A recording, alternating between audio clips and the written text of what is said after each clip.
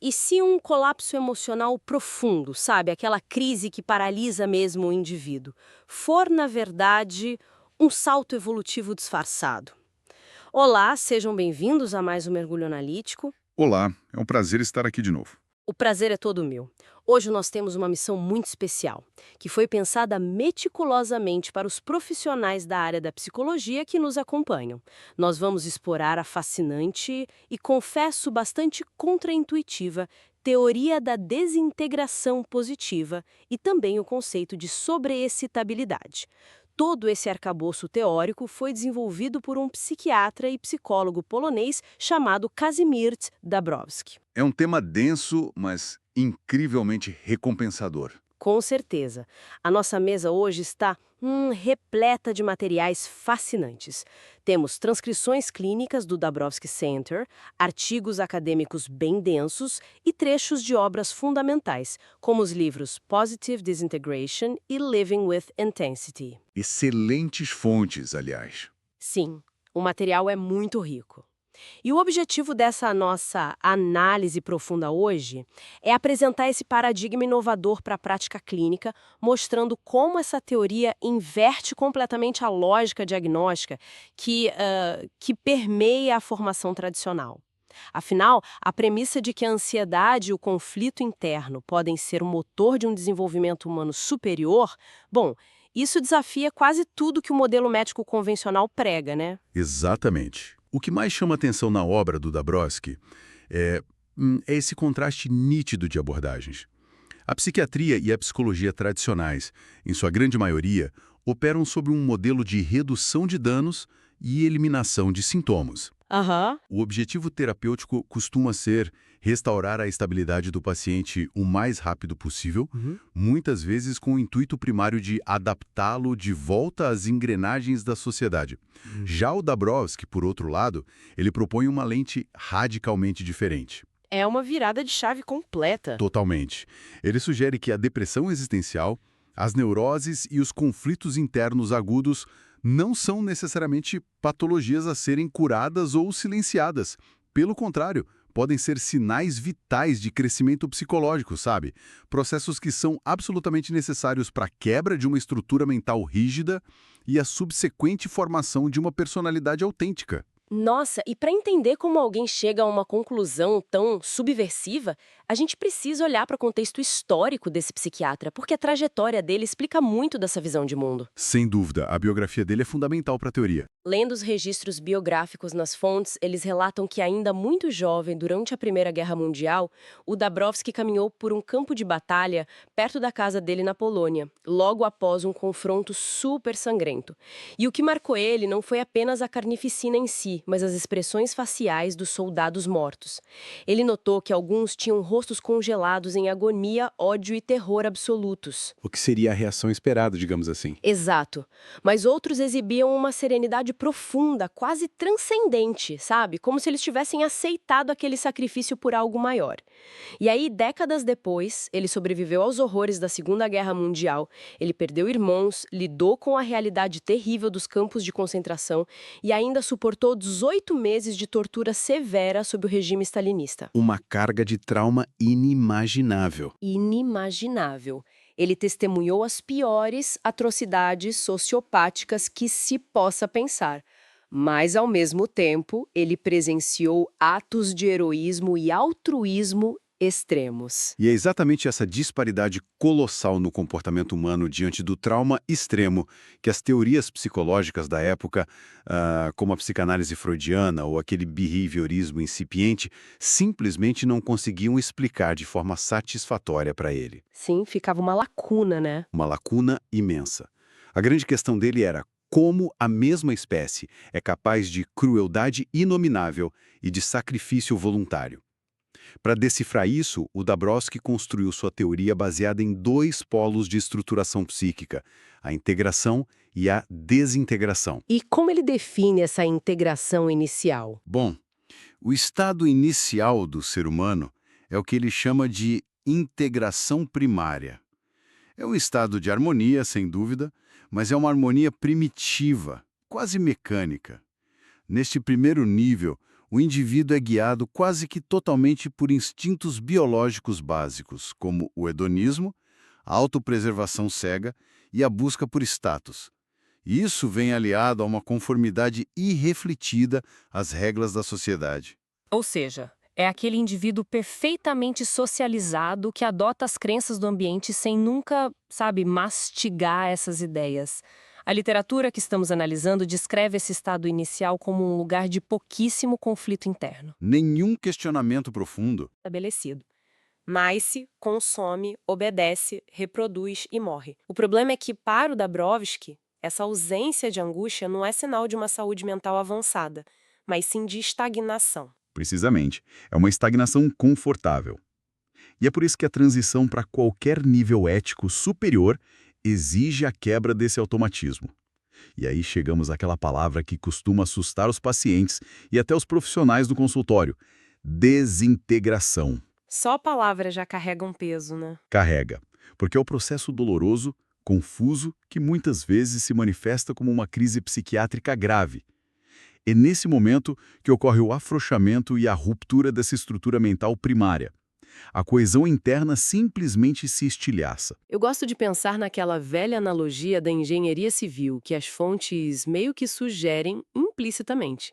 Se o objetivo é construir um arranha-céu moderno, complexo, capaz de abrigar muito mais coisas, é fisicamente impossível fazer isso em cima da fundação de uma cabana de palha. Boa analogia. A base não sustenta. Não sustenta. É preciso isolar a área, trazer os explosivos e implodir a estrutura velha. O terreno vira um caos de poeira e escombros por um bom tempo. A desintegração na mente humana é esse caos, é essa poeira subindo. Exatamente isso. E a genialidade do termo reside justamente no adjetivo que o acompanha: desintegração positiva. O caos não é o destino final, ele é o estágio intermediário obrigatório. Um meio para um fim. Isso. Essa desconstrução permite a reconstrução psíquica em um patamar ético e moral muito mais elevado, pavimentando o caminho para o que ele chamou de integração secundária. Na integração secundária, a personalidade não é mais um produto cego do instinto ou da sociedade. Ela passa a ser uma criação autônoma, autêntica e escolhida de forma estritamente consciente. Mas, claro, a teoria ressalta que nem todos possuem a estrutura necessária para passar por esse terremoto psíquico. E aqui a gente entra no coração clínico da teoria. Porque, para que essa quebra aconteça e resulte em crescimento de fato, o indivíduo precisa possuir um potencial de desenvolvimento inato. E a matéria-prima, o combustível desse potencial, é um conceito traduzido do polonês nadpobudliwość, que a literatura técnica chama de sobreexcitabilidade. Um termo-chave para quem nos acompanha a anotar. Com certeza.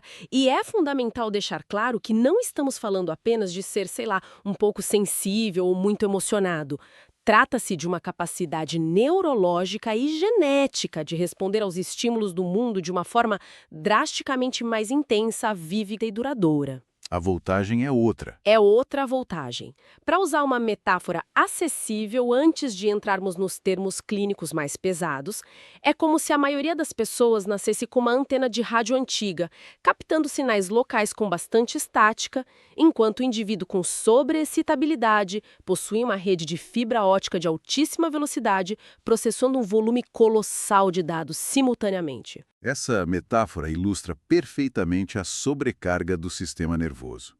E, do ponto de vista clínico, é imperativo que os profissionais reconheçam os 5 canais distintos de sobreexcitabilidade que o Dabrowski catalogou. E vale lembrar, eles raramente operam isolados. O perfil de cada paciente é um mosaico único dessas intensidades. E quais seriam esses canais? Vamos detalhar para a nossa audiência. Claro, o primeiro canal é a sobreexcitabilidade psicomotora.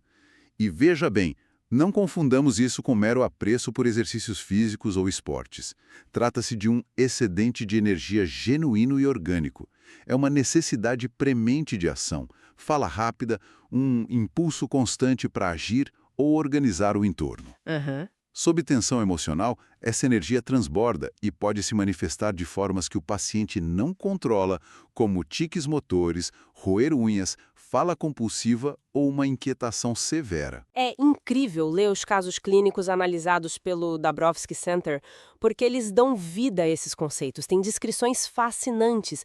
Por exemplo, há o relato de uma menina de 11 anos que, ao descrever a sensação antes de pular na piscina, ela afirma com uma convicção quase poética que sente que poderia, aspas, nadar para sempre e alcançar limites cada vez mais altos. É uma energia que parece infinita para ela. É o corpo pedindo passagem para essa energia. Exato. Ou então o caso de um homem adulto que relata que, diante de uma notícia extremamente feliz, ele fisicamente não consegue se conter, ele pula, corre pela casa, grita, e ele mesmo admite que deve ser uma visão bizarra para quem está de fora olhando. É o corpo incapaz de conter o volume do estímulo. E isso acho que nos leva já ao segundo canal, né? Isso mesmo.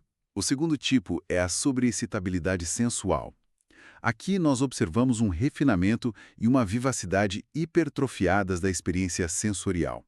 O prazer estético, a sensibilidade a texturas, cheiros, sabores e sons, tudo isso opera em uma frequência muito acima da média populacional. É como se o volume dos sentidos estivesse no máximo. No máximo, essas pessoas absorvem o mundo através dos sentidos com uma profundidade que pode resultar em um prazer extasiante diante da beleza. Mas, por outro lado, também pode gerar um desconforto agudo, quase incapacitante, com estímulos desagradáveis ou em ambientes caóticos. E os relatos de pacientes nos materiais ilustram essa dualidade perfeitamente. Tem a documentação de um menino de 9 anos que descreve o sabor do prato favorito dele, que é lagosta, com adjetivos tão intensos e uma fixação tão profunda no suculento e delicioso que a experiência tanjo-transcendente. Para ele não é só comida. É uma experiência sensorial completa. Sim. E, por outro lado, as fontes mostram adolescentes que desenvolvem ligações afetivas viscerais com cheiros específicos. Coisas como a terra úmida após a chuva, a nitidez do ar na primavera e até mesmo a textura olfativa de cabelos limpos. A vida ter esse perfil sensorial é um banquete ininterrupto.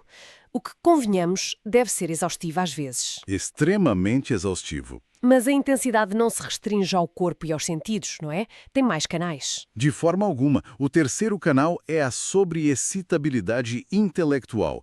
E aqui é crucial fazermos uma distinção clínica importante para os colegas. Não estamos falando de resultados altos em testes de QI. Importante frisar isso. Muito importante.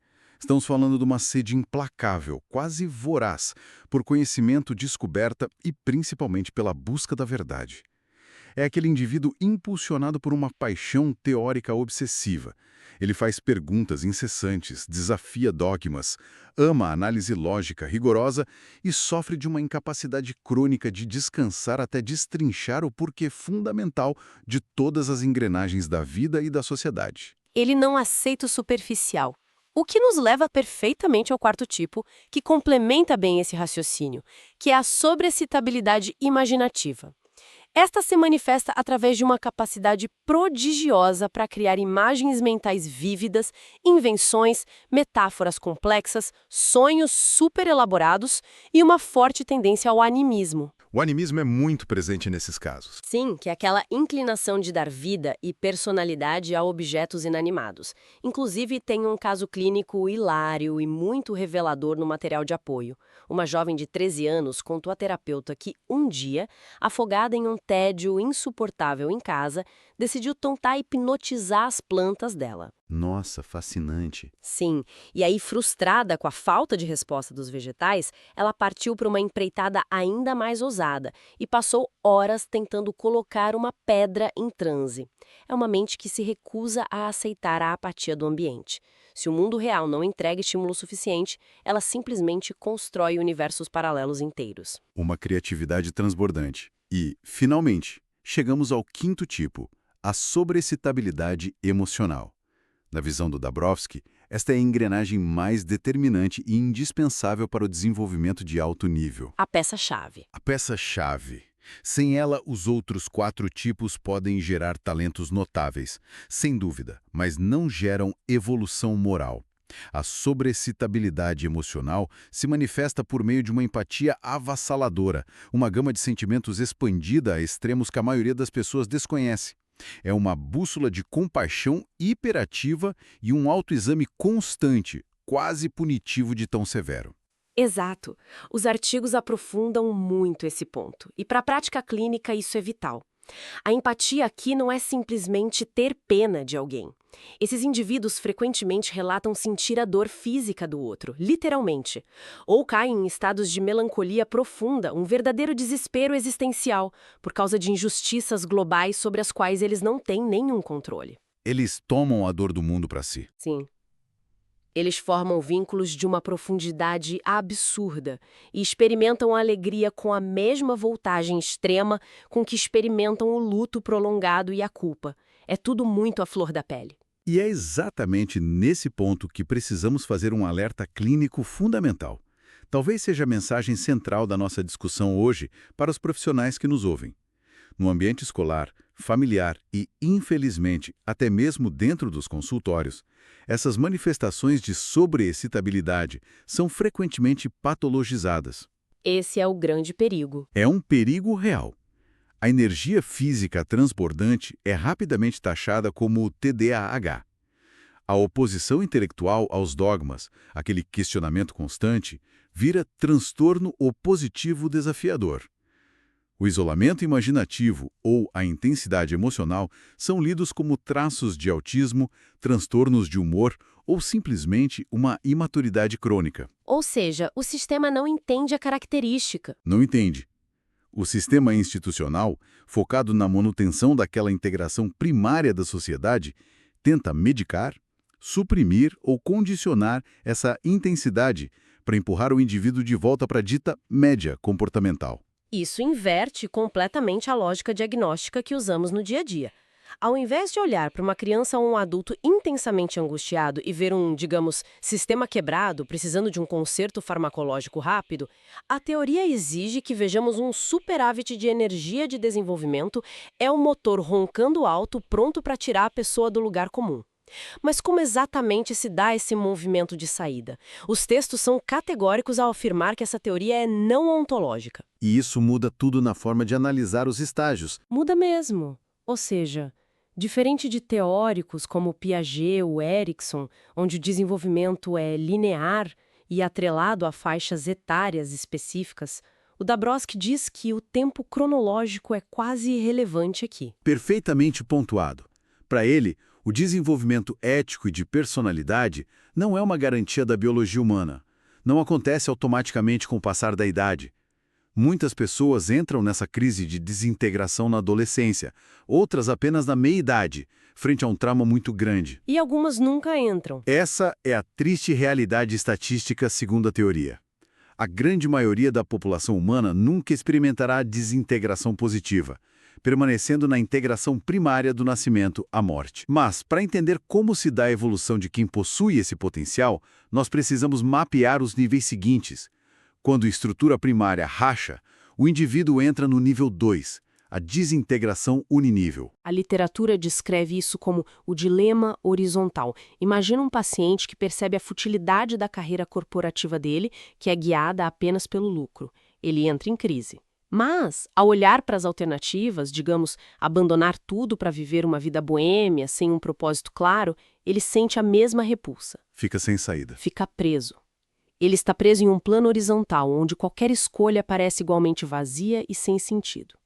Há uma ambivalência crônica ali, oscilações de humor muito severas. Isso gera muita angústia, mas é um movimento lateral, não gera um crescimento imediato. O que é que puxa esse indivíduo para fora dessa planície de desespero? Esse é o momento crucial onde entra a pedra angular da teoria de Dabrowski, o que ele chama de o terceiro fator. Na psicologia tradicional do desenvolvimento, nós operamos muito com dois grandes vetores, aquele clássico debate da natureza versus o ambiente. Sim, genética e sociedade. Isso. O primeiro fator seria o nosso pacote genético inato e os instintos biológicos. O segundo fator seria o peso esmagador do ambiente social, as expectativas da família, a cultura e a época em que nascemos. O que o Dabrowski faz é inserir o terceiro fator, que é o surgimento da escolha autônoma, consciente e deliberada. É a capacidade de se observar de fora, quase como um auditor da própria mente. O indivíduo pega cada impulso instintivo e cada regra que a sociedade enfiou na cabeça dele e passa por uma triagem impiedosa. Uma autocrítica profunda. Muito profunda. Ele se julga, ele pensa, isso que eu sinto é verdadeiramente eu ou é apenas o meu egoísmo primário falando? Essa ambição de status é o que eu valorizo ou é o que meus pais valorizam? O terceiro fator é a rejeição ativa de tudo que não se alinha com o ideal de personalidade que o indivíduo vislumbra para si mesmo. E quando o terceiro fator é ativado de fato, o paciente sai daquele dilema horizontal e entra no que chamamos de desintegração multinível, que engloba os níveis 3 e 4 da teoria. Aqui surge a tensão vertical. A crise muda completamente de configuração. Deixa de ser lateral. Exato. Não é mais uma escolha entre opções igualmente ruins. A dor passa a ser o abismo colossal entre o que eu sou hoje, com todas as minhas falhas, covardias e hipocrisias, e o que eu sinto profundamente que deveria ser. E essa percepção da própria hipocrisia gera uma verdadeira tempestade psiquiátrica.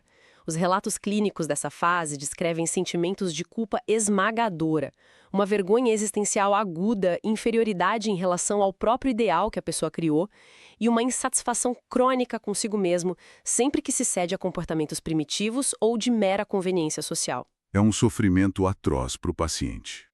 E do ponto de vista clínico tradicional, esse paciente chega ao consultório parecendo estar em um colapso depressivo severo. Mas, na verdade, segundo a teoria, esse conflito interno é a própria marreta destruindo a velha estrutura. O ideal de personalidade que ele construiu passa a atuar como um ímã irresistível, tracionando a psique para cima. Até que após um trabalho árduo de lapidação interna, o indivíduo pode alcançar o raríssimo nível 5, a integração secundária. Neste estágio, a desintegração cessa, a estrutura mental é reconstruída, mas agora com base na empatia universal, na responsabilidade absoluta e nos valores escolhidos por aquele terceiro fator. A paz volta, mas de outro jeito. De um jeito totalmente novo. O conflito interno desaparece não porque a pessoa voltou a ignorar a realidade como lá na integração primária, mas porque suas ações externas estão em total sintonia com sua bússola moral interna, independentemente do que a sociedade demande ou puna. Figuras históricas que alcançam esse nível operam com uma paz interior inabalável, mesmo diante de ameaças como a morte. E a literatura sugere que exemplos palpáveis dessa integração secundária em larga escala seriam figuras como Gandhi, Madre Teresa, ou grandes líderes civis que sacrificaram o bem-estar primário por um ideal ético inegociável. E é ao compreender toda essa jornada, do nível 1 ao 5, que chegamos à verdadeira revolução clínica que queremos trazer para os colegas profissionais hoje, que é a ressignificação visceral do sofrimento mental. Dabrowski nos exige redefinir a própria ontologia da saúde mental. Sim, porque se a saúde mental for compreendida apenas como a ausência de sintomas clínicos e a capacidade do indivíduo de acordar, trabalhar e sorrir socialmente, Ou seja, fingir que está tudo bem. fingir que está bem, uma adaptação fluida à sua rotina, se for só isso, corremos um risco terrível. Para a teoria da desintegração positiva, a verdadeira métrica de saúde mental é a capacidade ativa do indivíduo de se desenvolver e transcender a biologia e a sociologia. O foco é no movimento, não na estagnação feliz. Perfeito. As psiconeuroses, os ataques de pânico existenciais, a melancolia por um mundo quebrado, tudo isso passa a ser visto não como defeitos neuroquímicos a serem suprimidos a todo custo, mas sim como processos evolutivos ativos e saudáveis trabalhando em alta temperatura. E há uma ponte maravilhosa sendo construída aqui com o que a vanguarda da psicologia estuda hoje, sobre o conceito de crescimento pós-traumático. O conceito de que um evento devastador, ao despedaçar as ilusões protetoras do ego, pode forçar uma reavaliação de valores que resultem em um crescimento de personalidade genuíno. E veja só, o Dabrowski já mapeava isso há décadas. Ele foi um visionário nesse sentido. Muito. A crise é o estopim essencial da sabedoria, e isso acende uma luz de emergência gigantesca para a conduta terapêutica contemporânea. É um alerta que exige uma reflexão ética e técnica muito profunda de toda a comunidade da saúde mental. A obra do Dabrowski adverte sobre o perigo catastrófico de medicar ou tratar excessivamente essas crises de desintegração com o único e exclusivo propósito de silenciar a dor e devolver a dita funcionalidade ao paciente. Fazer ele voltar a ser produtivo. Exato. Se usarmos psicofármacos pesados ou terapias de adaptação apenas para anestesiar a ansiedade existencial e fazer o paciente se adequar novamente ao seu ambiente, nós podemos estar cometendo uma iatrogenia no nível da alma humana. Um dano irreversível ao desenvolvimento dele. Um dano severo. Porque se a sociedade para a qual estamos adaptando este paciente for baseada em valores primitivos, predatórios e confusos, forçar essa reintegração significa amputar diretamente o terceiro fator. Significa impedir que aquele ser humano atinja a sua verdadeira complexidade ética. É um peso tremendo de responsabilidade para quem senta na cadeira do terapeuta. Aliviar o sofrimento agudo, superficial, pode custar a evolução profunda daquele sujeito. Então, para amarrarmos os pontos desse nosso mergulho complexo hoje, a teoria da desintegração positiva nos ensina que o sofrimento psicológico não é um mero acidente de percurso. Ele tem uma teleologia, tem um propósito muito claro. O sofrimento tem função. Tem função. A desintegração é a fornaia inescapável onde a autonomia é forjada. E aquelas sobreestabilidades que tanto incomodam os pais e as escolas, aquela intensidade motora, sensorial, intelectual, imaginativa e emocional extremas, são um minério valiosíssimo que alimenta essa transformação. A aplicação prática dessa teoria no cotidiano clínico é um verdadeiro convite à mudança de paradigma. Sugerimos fortemente aos colegas que olhem para seus pacientes mais desafiadores, sabe, aqueles indivíduos rotulados como intensos demais, hipersensíveis, ou que estão sempre perdidos em espirais de ruminação existencial, que olhem para eles através dessa nova lente diagnóstica. Antes de fechar num diagnóstico limitante, né? Exato. Antes de apressarem-se em classificar esses traços no Manual Diagnóstico de Transtornos em busca de um déficit de qualquer tipo, considerem que estão diante de um altíssimo potencial de desenvolvimento em estado bruto e caótico. Aprofundar-se na literatura sobre a desintegração positiva permite ao profissional refinar a escuta, Sustentar o caos. sustentando o paciente durante o caos da desintegração sem tentar prematuramente resgatá-lo para que ele mesmo, no seu tempo, construa a sua integração secundária. Brilhante. E para fecharmos a nossa análise clínica de hoje, eu quero propor um raciocínio que constrói sobre tudo o que nós discutimos aqui para ficar reverberando na mente de quem trabalha na área da saúde após o nosso programa. Deixe a provocação. Vamos lá. Nós vimos que a tensão, a ansiedade existencial profunda e a insatisfação crônica com o status quo são os pré-requisitos fundamentais para qualquer pessoa sair da integração primária e iniciar sua jornada rumo a um desenvolvimento ético superior. Pensando nisso, observemos a nossa cultura moderna e a colossal indústria do bem-estar e do autocuidado corporativo.